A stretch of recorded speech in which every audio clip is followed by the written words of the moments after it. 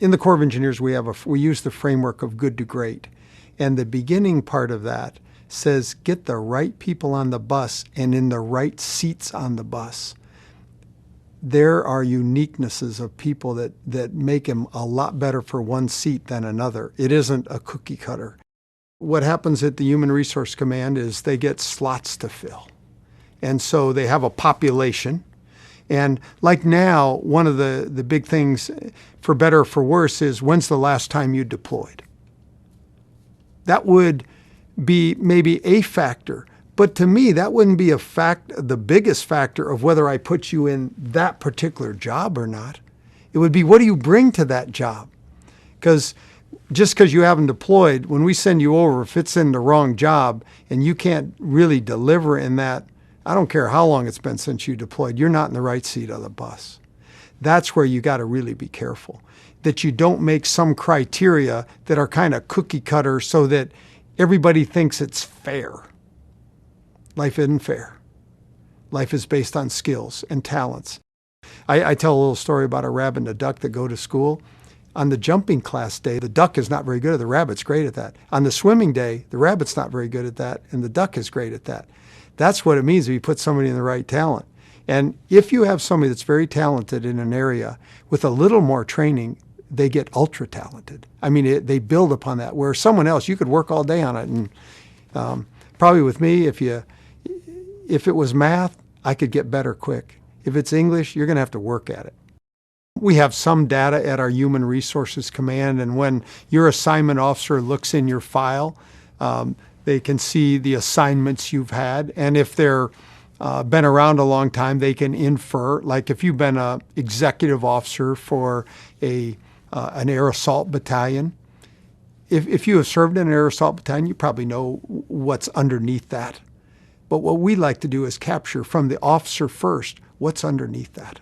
What really is? What did you do? Did you go on 3 air assault operations for real? Did you, what's there? So that's what I'm talking about, capturing the data. It's going to be a much richer file in the days to come than it is right now.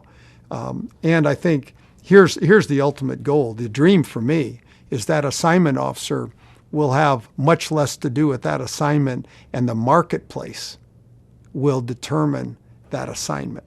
And by that I mean, if that battalion commander put a demand in for what he expected in a captain, and we search the population, the supply side of those that have put all these things in, and he's able to look into that and say, wow, these 5 people, they fit the bill. Perfect.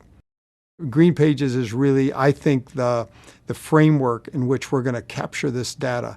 We're going to capture the supply data, the individual data of what they've done, and we will capture the demand data from those that are supervisors and commanders. And we're going to have a much better matching of the talent pool to the position than we've ever had before. Our positions right now have job descriptions, but an XO position is an XO's position. But should it be? Well, what about an XO position in a very unique kind of battalion versus another battalion? There's nuances there. The Army does not know enough about its officers. I'll give you just a real-life example. Place is Iraq. The location is Camp Victory. The specific site was an asphalt plant, bituminous plant. We're pouring a lot of roads and making roads there. I'm talking to a lieutenant.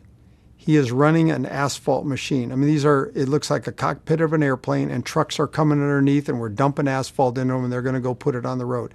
Has precise temperatures, water volumes, all those technical things. I am talking to him like we're talking right now, and he is dialing it like I would type. You don't have to look at the keyboard. I go, how can you do this, LT? I said, am I messing this up? Are we gonna have asphalt that doesn't work right because of this? And he goes, no, I'm in the Guard, and in California, I work for the Department of Transportation, and this is what I do. That is a story. If you knew that, if you only knew. Now, they did recognize that in his platoon.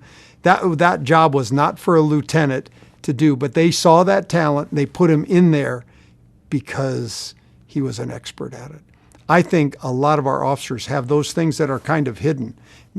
We were fortunate that because the Guard kind of knows what you do on the side, they knew that. But I think a lot of our active duty folks have a lot of extra talents. It could be done as a hobby or a recreation thing, or it could be something they've studied on the side. But if we know that, that we can get a better match.